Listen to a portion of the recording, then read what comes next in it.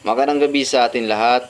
Ngayong gabi ay ating po tatalakayin ang Immaculate Conception, na kung saan ang ating inang Birhen ay walang pong bahid na kasalanan sa simula siya ay pinanganak hanggang sa siya ay po'y nawala sa mundong ito.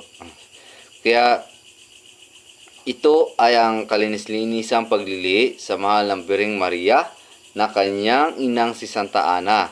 Ibig sabihin, sa sinapupunan pa lamang ni Santa Ana, ang mahal na Birheng Maria ay wala ng bahid na kasalanan. Bakit? Walang bahid ang kasalanan ng mahal na Birheng Maria? Simula nang siya ay pinagli pa lamang ng kanyang ina na si Santa Ana, alam natin na ang Panginoong Hesus, Diyos na totoo, at ang salita ay nagkatawang tao. Ang bugtong na anak ng Diyos ay isang banal at walang kahit anong kasalanan na isinilang sa sanlibutan. Bakit naman papasok ang Diyos sa isang sinapupunang marumi at may bahid na kasalanan?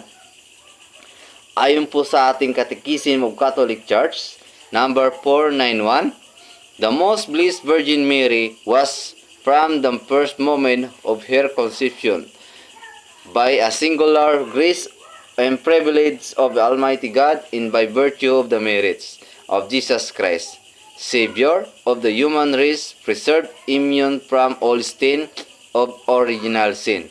In short, niligtas muna ng Diyos ang mahal na Birheng Maria sa kasalanan, kaya sa paglili pa lamang ni Santa Ana kay Maria, malinis na siya, wala ng bahid na kasalanan.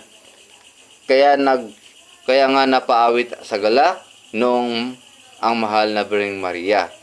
Sa Lucas 1:45 hanggang 49, at sinabi ni Maria, ang puso ko'y napupuri sa Panginoon at ang aking espiritu ay nagagalak sa Diyos na aking tagapagligtas, sapagkat nilingap niya ako kanyang abang alipin. Mula ngayon, ang lahat ng tao'y tatawaging akong pinagpala, dahil sa dakilang bagay na ginawa sa akin na makapangyarihan, banal ang kanyang pangalan. Ayon sa Lucas 1:28, ang mahal na Birheng Maria ay full of grace. Alam ng lahat ng mga tunay na Kristiyano na hindi maaaring tawagin na sa state of grace ang isang tao kung siya ay may bahid na kasalanan or state of sin. Yama ang mahal na Birhen ay tinawag na ang Anghel Gabriel na full of grace. Ibig sabihin, nag-umapaw sa kanyang grasya ng Diyos at wala nang puwang ang kasalanan sa kanya. Kung duda pa rin at hindi mo kayang paniwalaan ang Immaculate Conception, para mo na rin sinabi na ang Panginoong Hesus ay mula sa isang makasalanan.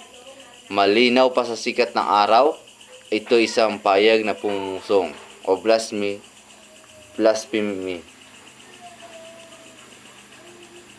Naway po mas lalo nating maunawaan ang kahalagahan ng ating mahal na Birheng Maria, kaya siya tinawag na Immaculate Conception. Kaya sa mga anti-Catholic dyan na hindi naniniwala sa ating mahal na Irina na siya ay walang kasalanan, kayo na po ang magnilay-nilay na kung bakit siya tinawag na Immaculate Conception. Magandang gabi sa inyong lahat.